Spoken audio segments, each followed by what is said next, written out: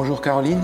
Bonjour. Merci d'être avec moi aujourd'hui. On a des circonstances un peu particulières parce que la situation dans le monde aujourd'hui ne nous permet pas d'être nombreux autour de la table, mais ça ne nous empêche pas de nous approcher de Dieu par l'étude de sa parole. On prie ensemble en commençant. Tu veux bien prier avec nous? Oui, parfait. Père Céleste, on te remercie de ce privilège d'être ici aujourd'hui, de pouvoir ouvrir ta parole.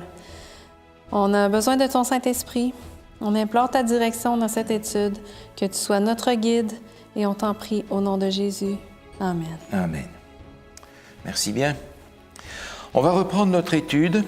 Dans les dernières études, on avait vu un certain nombre de sujets qui nous permettaient de comprendre le plan du salut en Jésus. On a utilisé l'image du sanctuaire, qui est une image très complète, mais on n'a pas regardé tous les éléments du sanctuaire. Mais les éléments essentiels qui nous permettent de voir comment le plan du salut a été organisé par Dieu. Et on a vu aussi dans les fêtes qu'il y a plusieurs étapes dans le ministère de Jésus. Les 4 premières sont en rapport avec le ministère de Jésus dans sa première venue sur la terre, et les 3 dernières en rapport avec la deuxième venue de Jésus. Donc il y a quelque chose d'important que j'aimerais encore regarder avant qu'on termine cette partie sur le plan du salut, c'est ce que Jésus fait dans le ciel maintenant. Jésus est venu, il a offert sa vie en sacrifice, et il est remonté au ciel. C'est sûr qu'on ne le voit pas, mais il n'a pas fini son travail. Et je crois que c'est important, dans la perspective du retour de Jésus, de comprendre l'importance du ministère de Jésus aujourd'hui dans le ciel. Alors on va regarder un certain nombre de textes qui sont en rapport avec la manière dont les sacrifices se faisaient, pour qu'on puisse voir un petit peu la dimension du ministère de Jésus. D'abord, j'aimerais lire un texte dans Lévitique chapitre 4. Lévitique chapitre 4, à partir du verset 27. Et je vais te demander, Caroline, si tu veux bien lire ce passage. Lévitique 4, versets 27 à 29. Si c'est quelqu'un du peuple qui a péché involontairement en faisant contre l'un des commandements de l'Éternel des choses qui ne doivent pas se faire et en se rendant ainsi coupable, et s'il vient à découvrir le péché qu'il a commis, il offrira en sacrifice une chèvre, une femelle sans défaut, pour le péché qu'il a commis. Il posera sa main sur la tête de la victime expiatoire et l'égorgera à l'endroit où l'on égorge les holocaustes. Merci.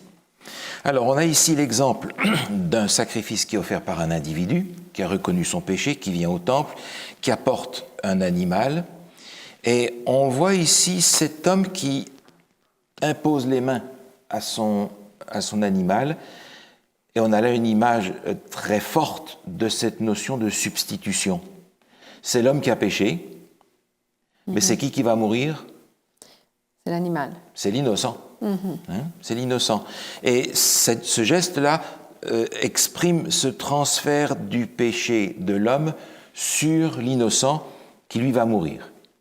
On a bien entendu une belle image du sacrifice de Jésus, mais c'est ainsi que le service quotidien se faisait. Les pécheurs qui apportaient leur sacrifice pour obtenir le pardon. Il y a une autre dimension du sacrifice quotidien qui est dans le livre de l'Exode, au chapitre 29. Exode, chapitre 29. On va lire les versets 38 à 42, si tu veux bien. Voici ce que tu offriras sur l'autel. 2 agneaux d'1 an, et ce, chaque jour, de façon constante. Tu offriras l'un des agneaux le matin et l'autre au coucher du soleil. Avec le premier agneau, tu offriras 2 litres de fleur de farine pétrie dans 1 litre d'huile d'olive concassée, ainsi qu'une offrande d'1 litre de vin. Tu offriras le second agneau au coucher du soleil, avec une offrande végétale et une offrande liquide identique à celle du matin. C'est un sacrifice brûlé au feu dont l'odeur est agréable à l'Éternel. Voilà l'holocauste perpétuel que vous offrirez au fil des générations à l'entrée de la tente de la rencontre devant l'Éternel. C'est là que je vous rencontrerai et que je te parlerai. Merci. Alors, on a ici un autre aspect du service quotidien, c'est le sacrifice perpétuel, comme on l'appelle, parce qu'il se faisait tous les matins, tous les soirs, tous les matins et tous les soirs. Et ce sacrifice-là était un sacrifice pour tout le peuple dans son ensemble, qui était fait à perpétuité. Voilà pour le service quotidien, un service d'intercession pour le pardon des péchés, pour que le peuple puisse être dans une relation plus étroite avec Dieu. Ça, c'est le service quotidien. Maintenant, on a vu précédemment qu'il y avait des fêtes qui étaient pratiquées au cours de l'année. On en a vu 7, et j'aimerais revenir sur l'une d'entre elles, qui est particulièrement significative en rapport avec le ministère de Jésus dans le ciel. C'est dans le livre de Lévitique au chapitre 16. Lévitique chapitre 16 nous donne beaucoup plus en détail la fête des expiations, qui est la fête numéro 6 dans les 7 qu'il y a au cours de l'année. Alors, il nous faudrait pour bien faire lire le chapitre en entier, ce qu'on ne va pas faire. Je vais t'épargner ça. Mais j'aimerais reprendre juste quelques éléments qui sont significatifs dans le déroulement de cette fête. La première chose qui est à noter, c'est que le sacrifice perpétuel dont on vient de parler dans Exode commençait la journée et finissait la journée. Ce qui veut dire que lorsque cette fête des expiations avait lieu, l'intercession continuait. Et ça, c'est très important de s'en souvenir, parce que lorsqu'on va transférer ça au niveau du ministère de Jésus, il ne faudra pas l'oublier. Alors, cette fête va commencer et le prêtre va d'abord offrir un sacrifice pour lui-même. Si tu veux bien nous lire le verset 3, s'il te plaît. Voici de quelle manière Aaron entrera dans le sanctuaire. Il prendra un jeune taureau pour le sacrifice d'expiation et un bélier pour l'holocauste. Voilà, après il est décrit la tenue qu'il va adopter, qui va changer, et il va offrir ce taureau pour son péché à lui. Il va rentrer cette fois-ci dans le lieu très saint pour obtenir le pardon pour son péché, de sorte qu'il puisse être un intermédiaire acceptable dans le ministère qu'il doit accomplir. Si tu veux bien ensuite nous lire le verset 5. Il recevra de l'assemblée des Israélites 2 boucs pour le sacrifice d'expiation et un bélier pour l'holocauste. Alors on a ici en particulier les 2 boucs. Il nous est dit un petit peu plus loin, au verset 8, qu'il y en a un qui est tiré au sort pour l'Éternel, l'autre qui est tiré au sort pour Azazel. Et on va offrir le taureau donc pour lui, on va choisir le bouc pour l'Éternel et on va le sacrifier. Et le prêtre va en apporter le sang cette fois-ci dans le lieu très saint. Et à partir de là, il va faire la purification du lieu très saint, du lieu saint, du parvis et du peuple. On a ça, on va lire déjà le texte, le verset 15, si tu veux bien nous lire ça. Il égorgera le bouc expiatoire pour le peuple et emportera le sang derrière le voile. Il fera avec ce sang comme il a fait avec le sang du taureau. Il en fera l'aspersion sur le propitiatoire et devant le propitiatoire. Il n'y aura personne dans la tente de la rencontre lorsqu'il entrera pour faire l'expiation dans le sanctuaire, jusqu'à ce qu'il en sorte. Il fera l'expiation pour lui et sa famille, ainsi que pour toute l'assemblée d'Israël. Merci. Alors, l'expiation, on a l'impression ici qu'il y a quelque chose de plus que le pardon.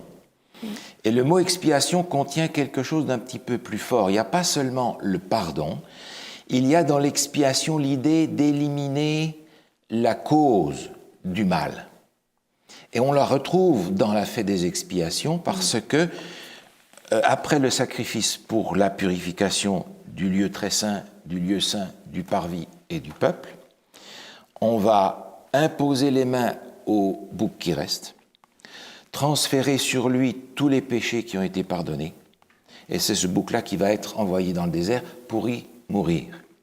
Donc il y a cette notion d'éliminer la cause du péché, d'éliminer le mal, non seulement par le pardon, qui est souvent présenté dans les Écritures comme un manteau qu'on revêt, mais un nettoyage complet et en profondeur. L'élimination du péché et de sa cause. C'était un jour très important, très solennel, pour lequel on se préparait pendant 10 jours depuis la fête précédente, et qui est en rapport direct avec une dimension différente du ministère de Jésus. Alors pour cela, on va aller voir dans le Nouveau Testament à quoi les choses correspondent. On va regarder un texte dans l'Épître aux Hébreux. Épître aux Hébreux, au chapitre 4. Et dans l'Épître aux Hébreux, on va découvrir que les images de l'Ancien Testament se retrouvent accumulées sur Jésus. Hébreux chapitre 4, on va lire le verset 14 à 16. Ainsi, puisque nous avons un souverain grand prêtre qui a traversé le ciel, Jésus, le Fils de Dieu, restons fermement attachés à la foi que nous professons. En effet, nous n'avons pas un grand prêtre incapable de compatir à nos faiblesses. Au contraire, il a été tenté en tout point comme nous, mais sans commettre de péché. Approchons-nous donc avec assurance du trône de la grâce afin d'obtenir compassion et de trouver grâce pour être secourus au moment opportun. Merci. Alors ici, Jésus est comparé à qui dans ce texte? Au grand prêtre. Au grand prêtre.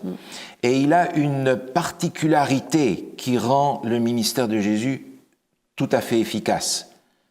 Qu'est-ce qui rend le ministère de Jésus efficace dans ce texte? En fait, il a été tenté, puis il n'a jamais commis de péché. Exact, exact. Il est sans péché. C'est pour cela qu'il est l'intercesseur idéal pour l'humanité. Parfait, même. Parfait, exactement.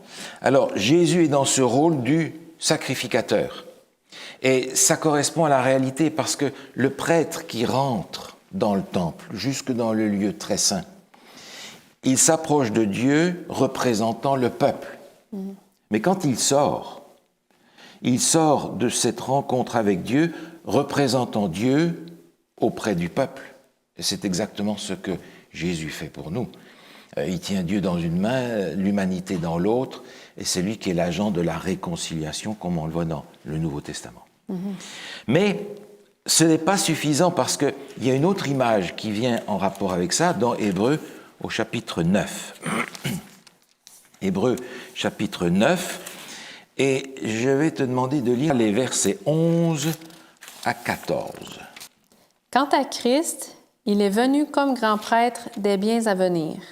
Il a traversé le tabernacle plus grand et plus parfait qui n'est pas construit la main de l'homme, c'est-à-dire qui n'appartient pas à cette création.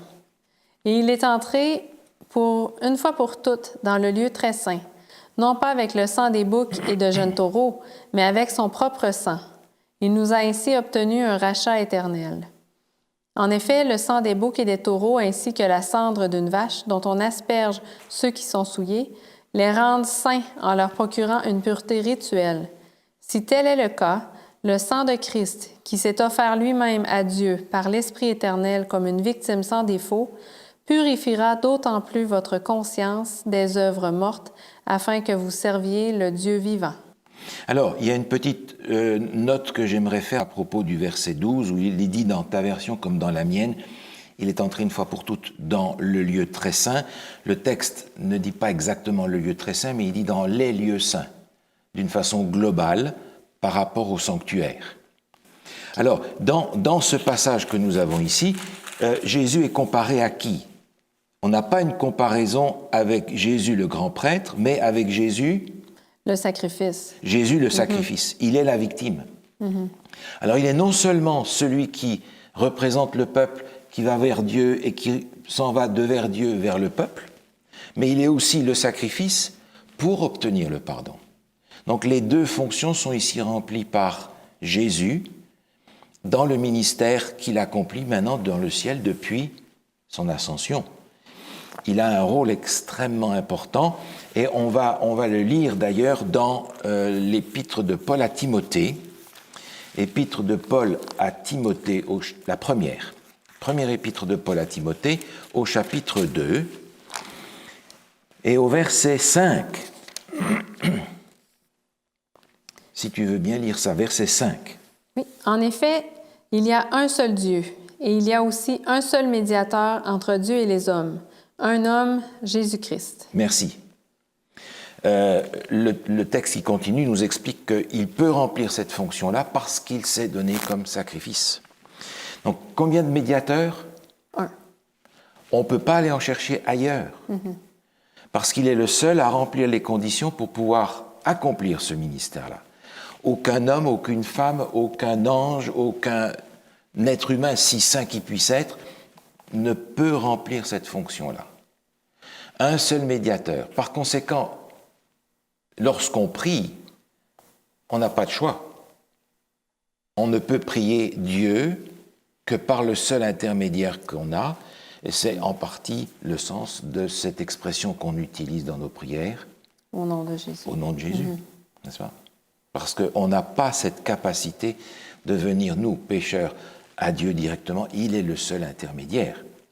Donc on a ici cette expression, le médiateur, c'est le rôle de Jésus dans le ciel. On a un texte intéressant dans l'Épître aux Romains aussi. Épître aux Romains, chapitre 8, où on retrouve la même notion, et je trouve ça extrêmement encourageant. Épître aux Romains, chapitre 8, est-ce que tu voudrais nous lire le verset 33 et 34? Qui les condamnera? Jésus-Christ est mort, bien plus, il est ressuscité. Il est à la droite de Dieu et il intercède pour nous. Il intercède pour nous. Le ministère de Jésus ne s'est pas terminé à l'ascension. Jésus continue son ministère dans le ciel de la même manière que le sacrifice perpétuel et les sacrifices apportés journellement étaient pour l'intercession. Et on se rend compte que la fête des expiations donne aussi une notion particulière du ministère de Jésus. Ce n'était pas tous les jours, c'était une fois par an. Alors, on va regarder dans la prophétie ce que cette fête signifie par rapport à Jésus. On va aller pour ça dans le livre de Daniel. Le prophète Daniel, dans les visions qu'il a eues, nous donne des indications importantes à ce sujet-là. Alors, je fais un petit spot publicitaire en même temps. On ne va pas étudier Daniel en détail maintenant parce qu'on a déjà fait une série complète là-dessus, auquel je renvoie nos auditeurs, mais j'aimerais regarder juste quelques textes dans Daniel chapitre 7. Daniel chapitre 7, on découvre un certain nombre de passages qui nous orientent pour comprendre ce dont il est question dans le chapitre 8, que l'on va regarder après. Est-ce que tu voudrais nous lire, s'il te plaît, le verset 22? Jusqu'au moment où l'Ancien des jours est venu faire justice aux saints du Très-Haut, le moment où les saints ont pris possession du royaume est alors arrivé. Merci. Alors, on a ici une corne, on a une puissance qui s'oppose aux croyants, qui va les persécuter, mais on apprend que ça sera jusqu'au moment où l'Ancien des jours va donner droit, faire justice aux saints du Très-Haut. C'est une notion juridique. Et on va retrouver cet élément-là un petit peu plus loin, si tu veux bien nous lire le verset 25 et 26. Par ces paroles, il s'opposera au Très-Haut, il opprimera les saints du Très-Haut et projettera de changer les temps et la loi. Les saints seront livrés à son pouvoir pendant 1 temps, 2 temps et la moitié d'un temps. Puis le jugement viendra et on lui retirera sa domination. Elle sera définitivement détruite et anéantie. Merci. Donc il y a une période qui est donnée ici, à la suite de laquelle vient le jugement. Et ce jugement, on le retrouve dans le même chapitre. Juste un petit peu avant, il y a une espèce de parenthèse dans la vision qui nous emmène dans le ciel. C'est au verset 9. Si tu veux nous lire le verset 9 et 10. Pendant que je regardais, on a placé des trônes et l'Ancien des jours s'est assis. Son vêtement était aussi blanc que la neige et les cheveux de sa tête pareils à de la laine pure. Son trône était de flammes et ses roues étaient un feu dévorant. Un fleuve de feu coulait et sortait de devant lui. Des dizaines de milliers le servaient et des centaines de millions se tenaient debout devant lui. Les juges se sont assis et des livres ont été ouverts. Merci. De toute évidence, on est là dans une scène de quoi? de jugement. De jugement.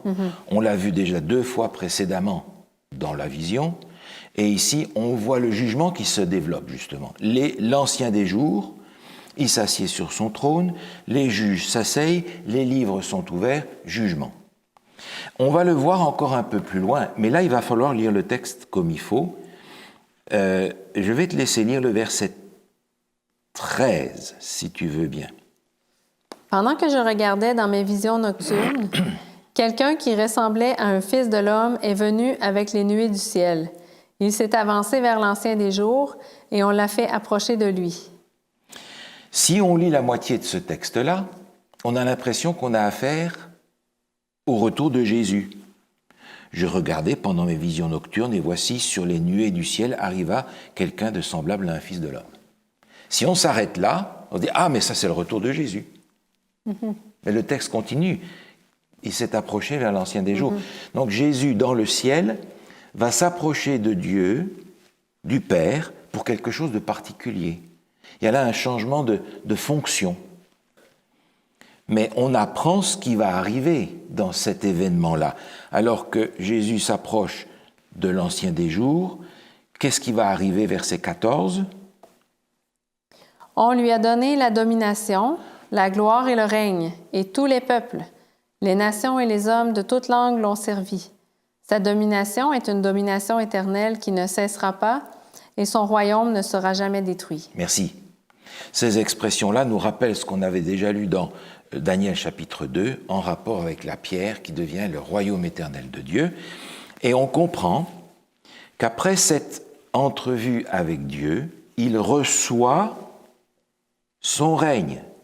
C'est-à-dire qu'il va savoir qui sont ceux qui lui appartiennent et qui sont sauvés, et qui sont ceux qui ne lui appartiennent pas et qui ne sont pas sauvés. On a autrement dit, dans la notion de jugement, une notion de triage, qui est une bonne nouvelle pour ceux qui sont sauvés, qui sont en Jésus-Christ, parce que c'est le moment où le conflit planétaire est en train de s'achever, mais on a ici un moment où le jugement se développe. Et ce jugement est important parce que si Jésus revient, on a besoin de savoir qui il vient chercher. L'épouse, c'est qui? Alors, il faut que ce jugement, que le jugement dernier ait lieu avant que Jésus revienne. Le Nouveau Testament nous le dit clairement d'ailleurs. Mais avant ça, on va peut-être regarder dans Daniel chapitre 8. Est-ce que tu nous lirais, s'il te plaît, le verset 13 et 14? J'ai entendu un saint parler et un autre saint dire à celui qui parlait, « Jusqu'à quand durera cette vision à propos du sacrifice perpétuel et de la transgression dévastatrice? Jusqu'à quand le sanctuaire et l'armée seront-ils livrés au piétinement? » Et il m'a dit, « Encore 2300 soirs et matins, puis le sanctuaire sera purifié. » Ça nous ramène directement à la fête des expiations dont on a parlé tout à l'heure. Bien entendu, on comprend que 2300 années après Daniel, il n'y a plus de sanctuaire sur la terre. C'est évident. Peu importe l'endroit où ça se situe, et on ne va pas faire ce calcul maintenant, mais il n'y a plus de sanctuaire sur la terre. Donc ça ne peut être que Dans le ciel. Que dans le ciel. On est donc ici dans un passage de ce symbole, la fête des expiations dans le temple, à ce que Jésus va accomplir dans le sanctuaire céleste. Autrement dit, Jésus, qui est venu rencontrer le Père ici, dans l'entrevue qu'on a vue au chapitre 7, est expliqué ici au chapitre 8, parce que c'est la fête des expiations, non pas en symbole, mais en réalité. Le jugement qui commence. Et le jugement qui commence est une bonne nouvelle parce que c'est la dernière étape que l'on peut identifier par rapport aux événements de la fin. Autrement dit, lorsque le jugement commence, on est dans ce temps où on peut attendre Jésus n'importe quand. Ça, c'est une bonne nouvelle. Ah oui. C'est une bonne nouvelle. Maintenant, dans le Nouveau Testament, il y a, par rapport au jugement, d'autres bonnes nouvelles. On va en regarder une déjà dans 2 Corinthiens, chapitre 5. 2 Corinthiens chapitre 5. C'est une bonne nouvelle parce que les croyants sont en sécurité dans ce jugement. J'aimerais que tu nous lises, si tu veux bien, le verset 10. 2 Corinthiens 5, verset 10. En effet, il nous faudra tous comparaître devant le tribunal de Christ, afin que chacun reçoive le salaire de ce qu'il aura fait, bien ou mal, alors qu'il était dans son corps. Ah, nous devons tous comparaître devant le tribunal. Autrement dit, le fait que j'ai accepté Jésus comme mon sauveur ne me dispense pas de passer en jugement. Est-ce que moi, je vais me présenter dans la salle du jugement? Non, Parce qu'il se passe où, ce jugement? il se passe dans le ciel, alors que moi, je suis ici. Mais oui. Mais ça, c'est une bonne nouvelle parce que c'est Jésus qui va se présenter à ma place dans ce jugement. Mais le texte qui est là est intéressant. Il nous est parlé du tribunal de qui? Ça dit le tribunal de Christ. Ah, c'est pas dit le tribunal de Dieu ou le tribunal de l'Ancien des Jours. C'est le tribunal de Jésus. Ah. Alors on va regarder dans l'Évangile ce que Jésus lui-même dit de ça. Évangile selon Jean, au chapitre 5. Évangile selon Jean, au chapitre 5, le verset 22 et le verset 27. Le Père ne juge personne, mais il a remis tout jugement au Fils. Verset 27. Et il lui a donné aussi le pouvoir de juger parce qu'il est le Fils de l'homme. Ah, le tribunal de Christ. Alors j'apprends que dans ce tribunal, j'ai un avocat qui est Jésus. Jésus et j'ai un juge qui est Jésus. Ah mais écoute, tu veux une meilleure nouvelle que ça? Va dans un tribunal où le juge et l'avocat c'est le même. Qu'est-ce que tu risques? Dieu est, j'allais dire, définitivement de notre côté pour faire tout pour qu'on soit sauvé. Alors, quand j'apprends que nous devons tous comparaître devant le tribunal de Christ, je me dis, fantastique, allons-y. C'est Jésus qui va à ma place et c'est lui qui va me juger. Si je suis en Jésus-Christ, mais écoute, c'est formidable. C'est la réhabilitation totale du croyant dans ce que Dieu veut faire de lui. Donc ça, c'est une extraordinairement bonne nouvelle. Ce jugement, c'est cette étape qui manque encore pour que Jésus vienne nous chercher. Et c'est cette étape qui manque pour que devant tout l'univers, la divinité nous reconnaisse en tant qu'individus comme appartenant fils et filles de Dieu. Mais c'est fantastique. Le ministère de Jésus dans le ciel est d'une extrême importance et il est une source de joie pour nous aujourd'hui qu'on ne réalise pas toujours.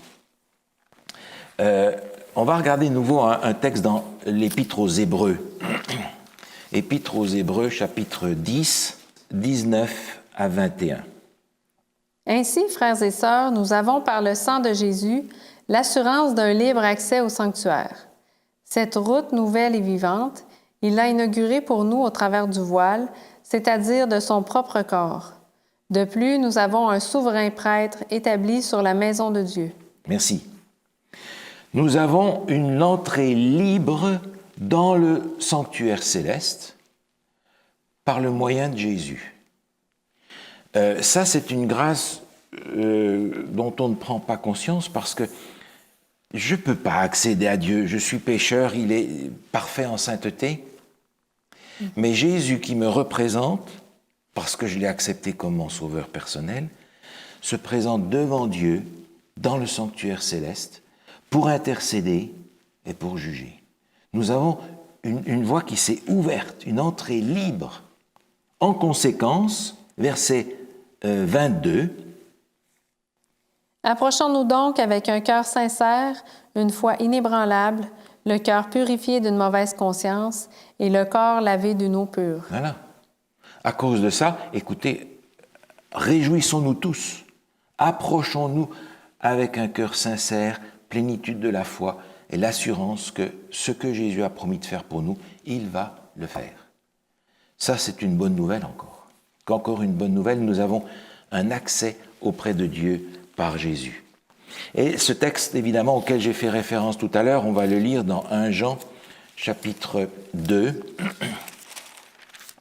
1 Jean, chapitre 2, le verset 1, qui est une des plus belles promesses que l'on peut trouver dans le Nouveau Testament aussi.